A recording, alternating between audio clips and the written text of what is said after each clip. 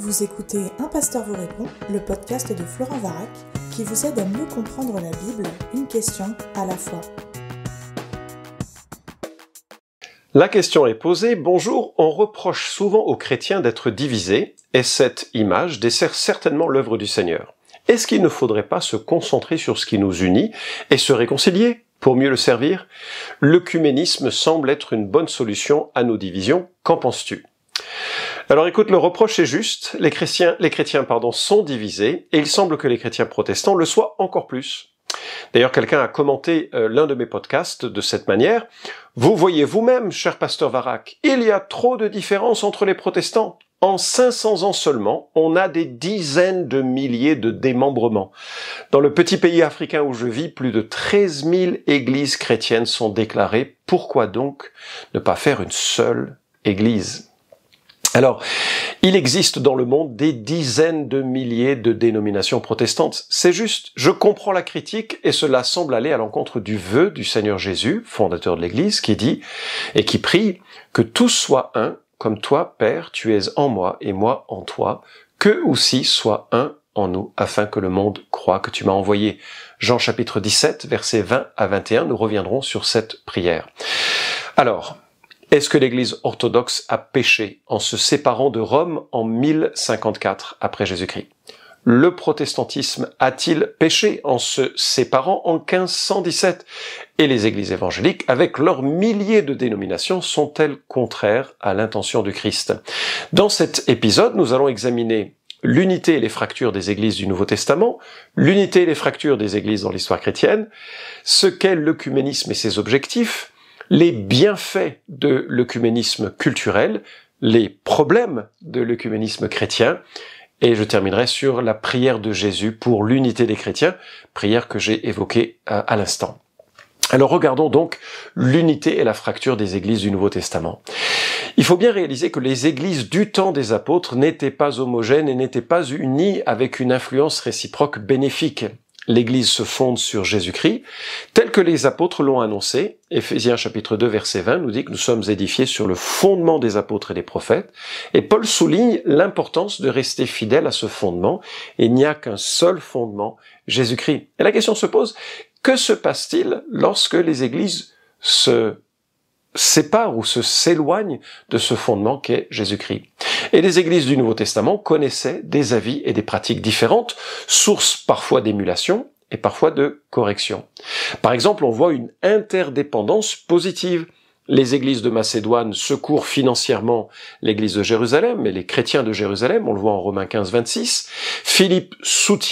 L'église de Philippe soutient le ministère de l'apôtre Paul, Philippiens 4. Antioche envoie ses meilleurs serviteurs en mission, Acte 13. Les églises échangent les écrits apostoliques, Colossiens 4, 16. Et on voit donc une interdépendance magnifique dans l'unité. Mais on voit aussi des problèmes relationnels. On voit que Paul corrige Pierre pour son hypocrisie, le grand apôtre Pierre, Galates chapitre 2, versets 11 à 14. Les chrétiens juifs critiquent Pierre qui mange chez des non-juifs, Acte 10. Les Corinthiens s'opposent au ministère de Paul. Jean, l'apôtre, est exclu de certaines églises, on le voit en 3 Jean 9. Paul craint que les Galates n'aient simplement pas compris l'évangile et qu'ils aient accueilli un faux évangile. En sorte que il n'y a pas d'unité dès le début de l'Église et qu'il faut bien réaliser l'importance, non pas de favoriser l'Église à tout prix, mais de favoriser l'Église sur un socle vrai, centré sur l'Évangile. Et on a d'ailleurs un incident qui menace l'Évangile et qui nous est rapporté dans le livre des Actes au chapitre 15. On a vraiment ici la meilleure forme d'œcuménisme qui soit. Des chrétiens d'origine juive exigeaient la circoncision des convertis païens et après de vifs débats, le concile de Jérusalem, c'est comme ça qu'on l'appelle, a trouvé une solution. On va garder les doctrines essentielles pour qu'elles soient préservées, pas de circoncision nécessaire au salut, mais on va faire des compromis culturels qui seront acceptés et qui permettront de maintenir l'unité. En cela, tout œcuménisme légitime doit identifier les fondamentaux à défendre absolument et les points secondaires où la flexibilité est possible. Malheureusement, et là tu parles dans ta question de l'œcuménisme comme solution, l'œcuménisme moderne a rarement su faire ces distinctions nécessaires. Et Christ juge sévèrement les traditions étrangères à son Père.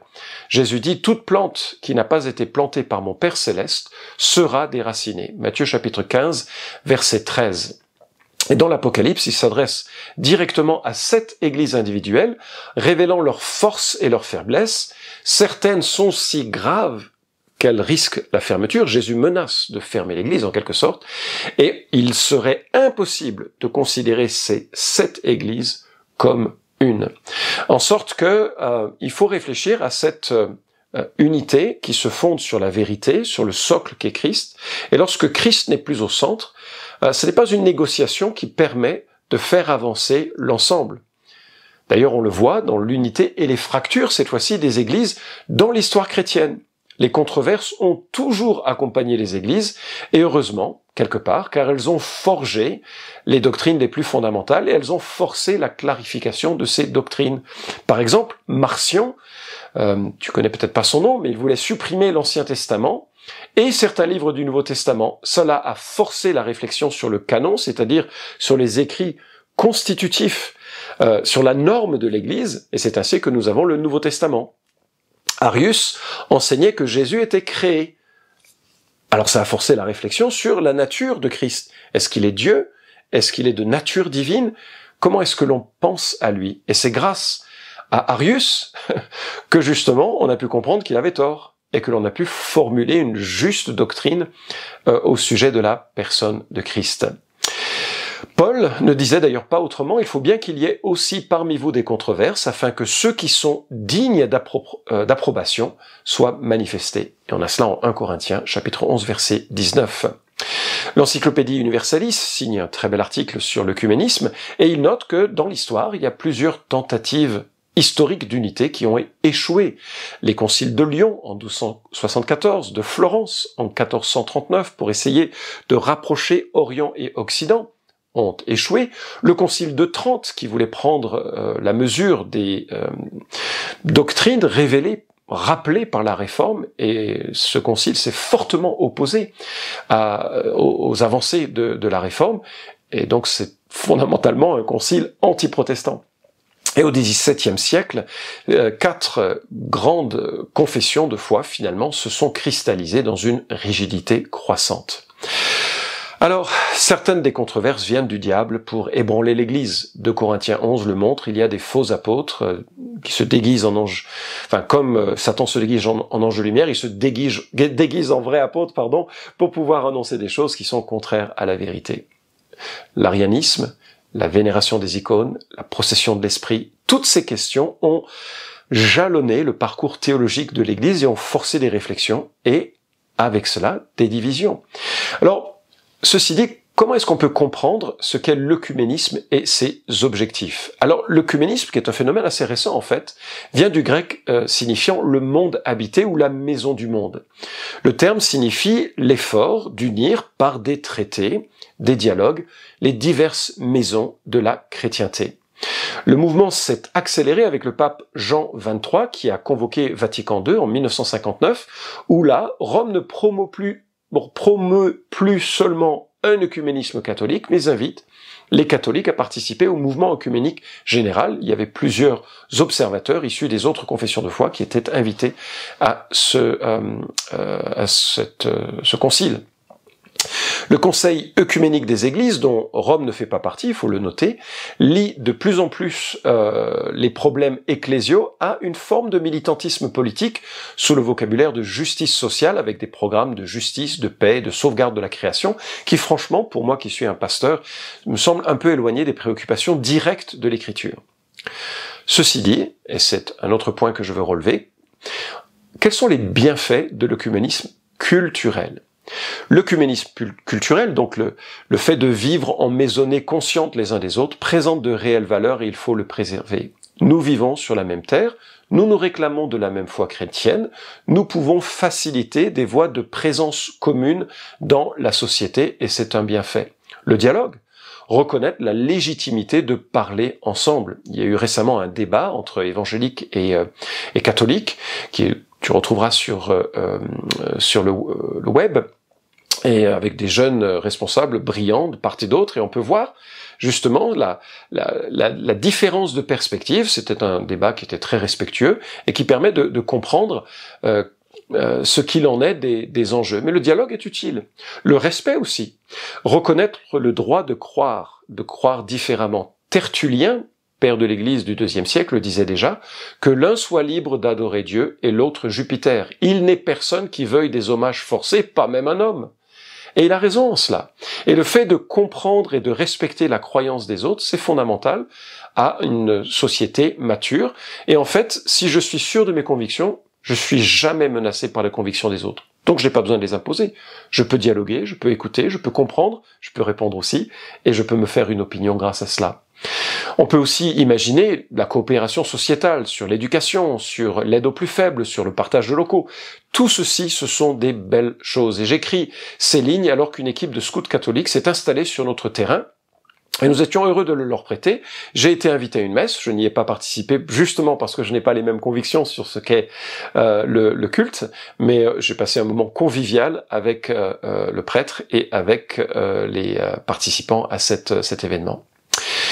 Maintenant, j'aimerais relever les problèmes de l'œcuménisme chrétien. Le problème de l'œcuménisme spirituel, c'est qu'il tente parfois de gommer des différences sur des questions fondamentales. Et ça, c'est problématique. Alors, certaines questions sont plus importantes que d'autres, hein. Le vêtement des prêtres, l'utilisation de l'encens sont moins importants que la doctrine de Dieu, de la révélation et du salut. Et sur ces points-là, il me semble impossible de se compromettre. Alors, un truc simple, et il y a d'autres épisodes où j'ai déjà parlé de la question de ce qui nous distingue avec l'Église catholique, mais le problème de la révélation, par exemple. L'Église catholique a ajouté des livres à la Bible au XVIe siècle, hein, c'est de là que viennent, c'est de Concile de Trente, que viennent l'adoption de livres supplémentaires à l'Ancien Testament, Tobie, Judith, Sagesse, etc. Alors c'est assez tard, hein, et c'était fait en réaction au protestantisme. Alors ces livres contiennent, à mon sens, des erreurs et des enseignements de doctrines divergentes au reste de l'Écriture. On voit des prières pour les morts, on voit de l'aumône qui expie le péché, et on voit même des éléments où peut-être la cruauté contre les esclaves serait justifiée. En cela, les protestants me semblent avoir totalement raison pour dire non, on n'a pas les mêmes fondements, on va pas accepter une révélation comme ça qui nous dit d'ajouter des livres aussi tardivement. Et en cela, l'Église catholique affirme deux sources d'autorité. L'Écriture, en plus différente de la nôtre, et de celle des Juifs, hein, puisque nous avons la même que celle des Juifs, c'est que les catholiques qui ont rajouté ces livres dans l'Ancien Testament, mais les catholiques ont l'Écriture et la tradition dont elles se proclament seules garantes d'interprétation.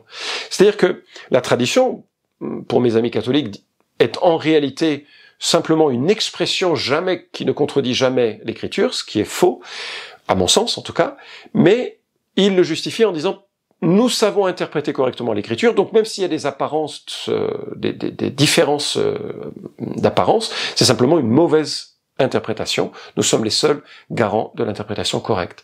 L'Église, je cite Vatican II, ne tire pas sa certitude sur les vérités révélées de la seule Écriture sainte.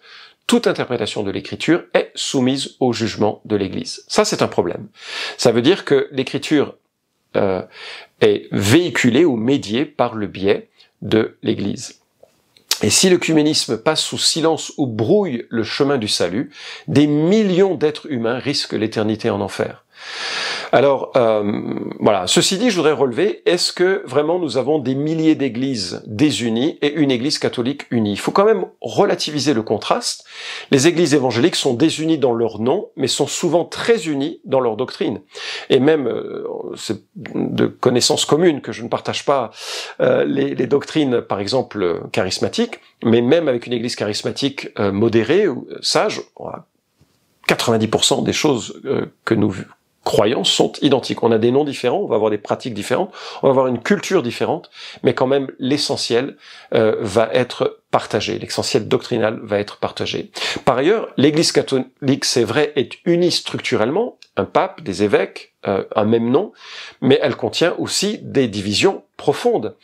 Et je note aussi que cette unité de l'Église s'est quand même forgée historiquement dans le sang. je suis d'accord, c'est pas le seul apanage des catholiques, mais néanmoins, on a dès le IVe siècle l'exécution de l'évêque Priscillien, on a également l'Inquisition, responsable de 3 à 5 000 exécutions, c'est pas rien, les guerres de religion avec 20% de la population européenne, ce n'est qu'à partir de Vatican II que la liberté religieuse a été reconnue, et je ne le souligne pas pour jeter des pierres ou quoi que ce soit, parce que c'était une autre manière de concevoir la vie. Il y avait la notion d'un territoire avec une royauté et une seule foi, et que donc les contrevenants à cette foi étaient responsables de problèmes devant l'État. Mais ce que je souligne, c'est que l'unité de l'Église catholique s'est forgée par la force. Alors certains vont dire mais c'est pas l'Église qui a vraiment forcé la mort, c'est l'État dont l'Église était la conseillère. La bulle papale de Boniface VIII, qui date de 1302, tout le monde la connaît, Unam Sanctam, distingue l'épée temporelle de l'État. Mais regardez, qui est au service de qui? Les deux, l'épée temporelle de l'État, de l'épée spirituelle de l'Église. Les deux, nous dit cette bulle, sont donc dans le pouvoir de l'Église, c'est-à-dire l'épée spirituelle et l'épée matérielle. Mais la première doit être administrée pour l'Église et la seconde par l'Église. La première dans les mains du prêtre, la seconde par les mains des rois et des soldats, mais selon la volonté et la tolérance du prêtre. Cependant, une épée doit être subordonnée à l'autre et l'autorité temporelle doit être soumise au pouvoir spirituel. Donc très clairement, il y avait une force unificatrice qui s'est forgée par la force. Ouais. Alors, on parle aussi là de l'unité ou des divisions dans l'Église catholique. Je note qu'il y a quand même dans l'Église catholique un certain nombre de divisions importantes, les divisions liturgiques entre les traditionalistes qui veulent la messe en latin, les modernes qui veulent la messe dans la langue vernaculaire. Il y a des différences théologiques, conservateurs contre progressistes, sur la morale, le rôle des femmes, l'adaptation culturelle. On a également dans la pratique entre ceux qui veulent l'ordination des femmes, ceux qui parlent d'un célibat sacerdotal, ceux qui parlent différemment aussi du culte avec charismatiques, les renouveaux charismatiques et autres, etc. Et puis les différences géographiques, l'Église du Nord, souvent libérale, l'Église du Sud, conservatrice, dans certains pays associée ou désireuse de porter la théologie de la libération, qui a quand même été contestée comme étant inadaptée contraire à l'Écriture. Donc ces divisions créent de tensions réelles qui sont illustrées, voilà, par parfois des tensions au sein de l'Église. Donc oui, l'Église catholique est unie en apparence, elle ne l'est pas autant que ça, et finalement certaines des divisions que je trouve dans l'Église catholique se retrouvent aussi dans les cultures de l'Église évangélique. Vous avez le mouvement charismatique, vous avez les mouvements réformés plus traditionnels, souvent libéral, vous avez aussi les mouvements évangéliques historiques un peu plus conservateurs, etc. Vous avez beaucoup de ces mêmes modes d'expression qui ont le reflet parfois simplement sociologique. Voilà, c'était un long épisode, je l'avais annoncé la fois dernière. Je termine avec cette prière de Jésus pour l'unité. Tu te souviens qu'à la fin de son pèlerinage terrestre, Jésus prie « Afin que tous soient un, comme toi, Père, tu es en moi et moi en toi, qu'eux aussi soient un en nous, afin que le monde croie que tu m'as envoyé. » C'est Jean chapitre 17, versets 20 à 21, que je viens de citer. De quelle unité parle-t-il? Comme d'habitude, le contexte est déterminant. Or, Jésus parle de ceux à qui le Père a donné la vie. Verset 2. Ceux qui connaissent le Père et son envoyé. Verset 3. Qui ont gardé sa parole. Verset 6. Qui ont reconnu que Jésus est le Messie. Verset 8. Qui ont cru en lui. Verset 8. Et au verset 17, il précise « Sanctifie-les par la vérité, ta parole est la vérité. » Ce que je veux souligner par cette compréhension que nous avons de la prière de Jésus, c'est que l'unité des disciples de Dieu est une réalité. En réalité, tous ceux qui sont en Christ, qui ont connu le Père, je vous refais pas la liste, sont sanctifiés par leur communion qu'ils ont déjà avec le Père, et ils sont un. J'ai le privilège d'avoir voyagé dans le cadre du ministère au Népal, au Cambodge, en Argentine, au Brésil, au Cameroun, en Suisse, en fait, dans de nombreux pays, même aux États-Unis. Et j'ai rencontré des chrétiens de dénominations différentes, mais nous étions un. Les normes, les formes étaient différentes, mais nous étions un. En fait, l'Église est une. L'Église, entité spirituelle, l'Ecclésia, est une. Alors elle est décrite comme une femme, une épouse, et elle paraîtra devant le Fils comme une seule épouse. Ce ne sont pas les catholiques ou les protestants ou les orthodoxes qui seront son épouse, mais tous ceux et toutes celles qui sont nés de l'Esprit, qui ont cru que Christ est mort pour leurs péchés, qui se sont repentis et cherchent à vivre en intimité avec Jésus. La vie éternelle, c'est qu'ils te connaissent, toi le seul vrai Dieu, et celui que tu as envoyé, Jésus. C'est cela qui nous unit. Au-delà de toute forme, c'est cette conscience que Dieu s'est révélé pleinement en Jésus, qu'il est mort pour nos péchés, et que cette mort pour nos péchés ne peut pas être médiée par une quelconque église. Jésus est celui qui a été envoyé pour nous mener auprès du Père. Il est le seul intermédiaire entre Dieu et les hommes. Et en cela, tous ceux et toutes celles de toutes les confessions qui existent, qui ont leur confiance exclusive en Jésus-Christ, qui ont reçu cette vie éternelle, sont déjà maintenant, et ils le seront pour l'éternité. Christ nous a lavés de nos péchés, et lors du jugement qui nous attend, un jugement qui ne concerne pas nos péchés, puisque c'est Jésus qui les a portés à la croix pour ceux qui le croient en lui, mais pour le jugement qui va mesurer notre fidélité à cela, nous serons corrigés sur un certain nombre de choses et purifiés pour entrer dans la maison du Père, dont il est dit qu'il y a de nombreuses demeures et de la place pour tous ceux et toutes celles qui, peut-être avec des cultures différentes, auront exprimé avec justesse leur attachement à Christ. Alors voilà. L'œcuménisme culturel, le dialogue respectueux sont bénéfiques, il faut qu'on garde cette attitude. Mais l'unité spirituelle véritable ne peut pas faire l'économie de la vérité doctrinale. Elle existe déjà parmi tous ceux qui sont véritablement nés de nouveau, au-delà des étiquettes dénominationnelles, mais l'enjeu est suffisamment important pour qu'on puisse maintenir une tension et un dialogue qui force chacun d'entre nous à réfléchir au fondement de notre foi et à l'assurance que nous avons face à la mort qui nous attend tous, que Christ couvre nos péchés réellement. J'espère avoir répondu à ta question. Cet épisode vous a édifié ? Alors merci de le liker ou de le partager pour que d'autres puissent en profiter. Pensez aussi à vous abonner à la chaîne d'Un Pasteur vous répond pour ne manquer aucun des prochains épisodes. Enfin, si vous avez une question à poser à Florent Varac, écrivez-lui directement sur contact@toutpoursagloire.com.